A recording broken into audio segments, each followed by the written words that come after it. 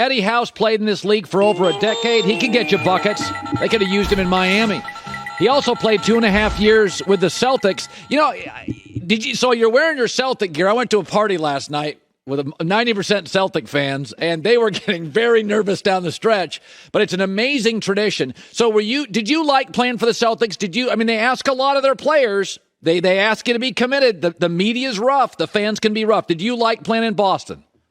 Yeah, I love my time there. And the team that I played with, we were a different cast of characters. I think the best way to put it, it was like the most hood team that I ever was a part of. Like everybody from top to bottom were alpha males. Everybody was we held each other accountable, even down to Brian Scalabrine and Scott Pollard, guys that you wouldn't think. Everybody rubbed off on each other. We held each other accountable, but it started at the top with Paul, with Ray, and with Kevin. Those guys leading the way, and we all follow suit. I mean, Kevin was the hardest working player that I ever been around, to be the best and had made all the money that he had already made. He was first there, last out, hardest working in the weight room, and everybody had to follow suit after that. So I look at this Boston team, and when Marcus Smart is hitting jumpers, they're a really good team. I get that about every third or fourth game. I just don't think they can engineer enough offense to beat Golden State. That's my takeaway is they'll beat Golden State when Marcus scores. And I bet 2 games in this series, Marcus gives you 22. That's when they're really tough. I don't know but he doesn't do that 3 and 4 games. So I think this is a tough matchup. How do you view this series before it starts? I think it's going to be a great series. Number one, Marcus doesn't necessarily have to score. I think the way you look at the series against the Heat, and I've been preaching this. I do work with NBC Sports Boston. I do the pregame, halftime, and postgame. And what I've been saying since the beginning of these playoffs is take care of the basketball. When Boston takes care of the ball and give themselves chance to score and not just turn it over with careless turnovers, because a lot of them are unforced. They're just careless and misreads and things like that. If they take care of the ball, they got people that can score. But then they're so good defensively that they can hold teams down. So I think this is going to be one of those great series. It's going to be a drag-out series. But one thing they can't do, they can't turn the ball over against the Golden State Warriors, because, like, Miami was coming back at the end of that second quarter, end of the first half, and then again at the end of the fourth quarter, making a run. You can't do that against the Warriors. Those are going to be threes falling, and they're coming from a bunch of different guys. You got Poole is playing outstanding. We already know what Steph and Clay can do, and Andrew Wiggins has emerged as a guy who is extremely dangerous. So you got 4 guys that are super capable of putting a team on their back and knocking you out of a game like that because of the way they can shoot that ball. Steph Curry's, it's interesting. Steph is not like a lot of the stars that have preceded him. He doesn't need to have the most shots. He welcomed in KD. He stepped back. And that's weird. We like our athletes to be alpha. And Steph's a little different. Even when he came out with his shoe line, it was like, that's what a pharmacist wears. That doesn't look like an NBA shoe. He's just a different cat. And I think I appreciate, you can't put him in any box. It's funny. A lot of people feel like he's got to win an MVP in these finals to define him. And I'm like, I kind of feel like he's an all-timer. How do you view Steph's lack of MVP in the finals? That he's never been the guy in the finals. Does that bother you at all? Well, don't let the smooth taste fool you. Steph is an alpha out there. He is a dog, number one. You don't become an MVP in this league and be as great as he has been for so long without being a dog. He is a nice guy off the court, but on the court, he just goes about his business. But I think that year that Andre Iguodala won it, you could make a strong case to say Steph got robbed. Yeah. So I would say that, to define his legacy, it would be great. It'll be another notch on his belt. But Steph has changed his game. He revolutionized the way people play it. I would look at these kids coming to the gym now. First thing they want to do is shoot 30-foot threes instead of starting right and building out. I'm still old school. I start inside and I build out, even though I can knock down the 30-foot threes too. But I start in and out. These kids come right in, and it's because of what Steph Curry has done and how he's revolutionized the game. He's changed the game forever. So no matter what, if he gets a final, I think more important than a finals MVP will be another finals championship. I think we talk about stacking championships over individual accolades. It'll be great to have that finals MVP, but he has a couple regular season MVPs, and you start putting that with more championships. I mean, I think his legacy is already etched in stone. So, Jimmy Butler averages 21 a game, and yet when he really scores is in the postseason. And, Eddie, it doesn't usually work that way. Usually players are good, and they get to the postseason, and they're a little less efficient because the defense is better, and the coaching is better, and the players are better. Butler's the opposite. He's greater in the playoffs. And I don't know if you ever played with a guy like that. He's not an elite shooter. He's not a great scorer. He may be one of the best competitors in the sport. And I don't know who to comp him to. If you ever played like a guy that you knew you could outscore him or outshoot him, but, man, there is something about some guys put the uniform on in big games, and you just know. I would call them foxhole guys. You want them in the foxhole. They will be there to the last minute. Who can you even compare Butler to in your 11-year NBA career? Really nobody, because he does it in different ways.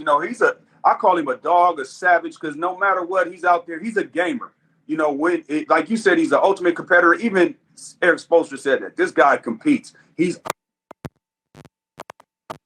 does it in so many different ways. He does it mid-range. I think what he does best, though, in the playoffs, especially when the game slows down, he finds that matchup. And I think the matchup against the Celtics was Derek White. And he was constantly going at Derek White, and that's where he was getting his rhythm. And once you get a rhythm and you're that good, then it doesn't matter who starts guarding you after that. But he was seeking out Derek White, feeling that he had a favorable matchup, and it showed that he did. And, I mean, he does it on both sides of the court. And just when you got a guy who is so determined to win and does whatever it takes to win, he's a gamer. He just steps up in all of the big moments. I mean, they just didn't have enough. Like, he stepped up, and if it wasn't for him, they wouldn't even be in this situation. I think it'll be a 4-1 series. But he literally put them on their back 2 games, and then last night was this close to winning Game 7. Just missed that shot. A lot of people want to talk about the shot. I have no problem with that shot because at the end of the day, he was rocking and rolling, and they wouldn't even been in that position without him. So he felt that was the shot to take. You got to live with it. My takeaway is I like the Warriors over the Mavs because I thought they could throw a lot of bodies at Luka, and Luka would still get his 35, but he wouldn't be nearly as efficient. Whereas Phoenix basically had to throw Mikal Bridges at him, and that was kind of it. And so he shot 48% against the Suns. He shot 41% against the Warriors. And I kind of feel like if you take Jayson Tatum out of his rhythm, he'll get his 26. But I would put Wiggins on him. I'd put Draymond on him. Otto Porter maybe. And I would just keep throwing guys at him, fresh guys, and he'll get his 26, but it'll be an inartistic, ugly 26. And that kind of is the series to me. I don't think you can stop the Warriors. The way they cut and move, they can take your big guys out of it. They're hard to defend. I just kind of feel like the same way I did about Dallas is that I think the Warriors can make it more difficult for Tatum than the Celtics defense can make it for most of the scores for the Warriors, and therefore I like Golden State. Your thoughts and your prediction? Wait, I know you just didn't compare the Celtics to Dallas. Is that what you just did? Kind of.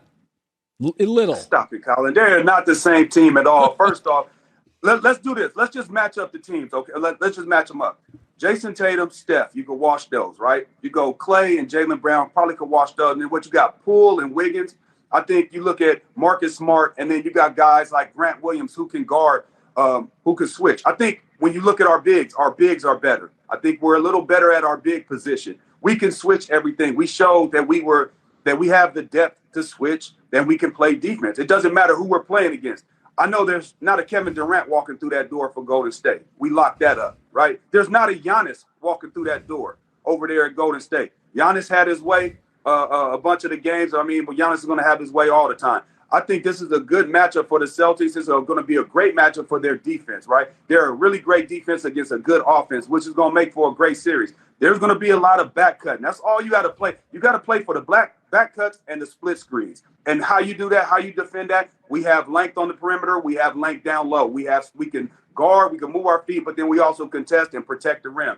You got to switch to bodies. And that's all it is.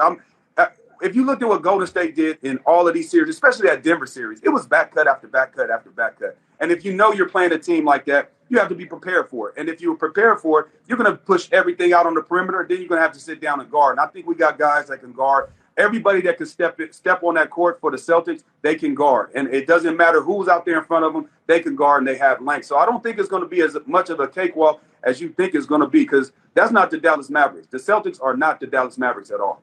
Are you worried about Boston's inexperience and the Warriors' surplus of experience in big games?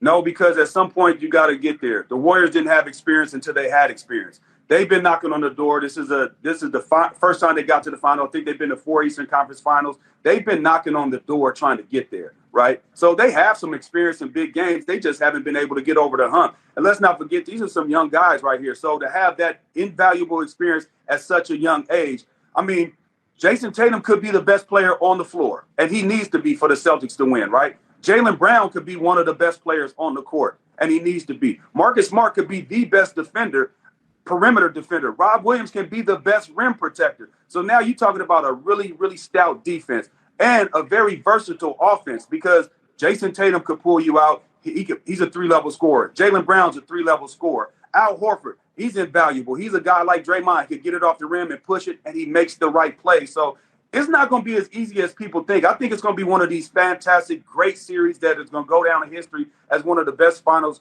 that we've seen in a long time. Eddie House, 11 years, former NBA great. Good seeing you, bud. Nice seeing you too, guys. Take care. 2.5 years with the Celtics. Also played a little bit with the Heat as well. A lot of people have played with the Heat. Hi, everybody. Thanks for watching. Subscribe here to get the latest from the show. Also, be sure to check out more of the best clips from The Herd, or go watch a few segments from other shows on FS1.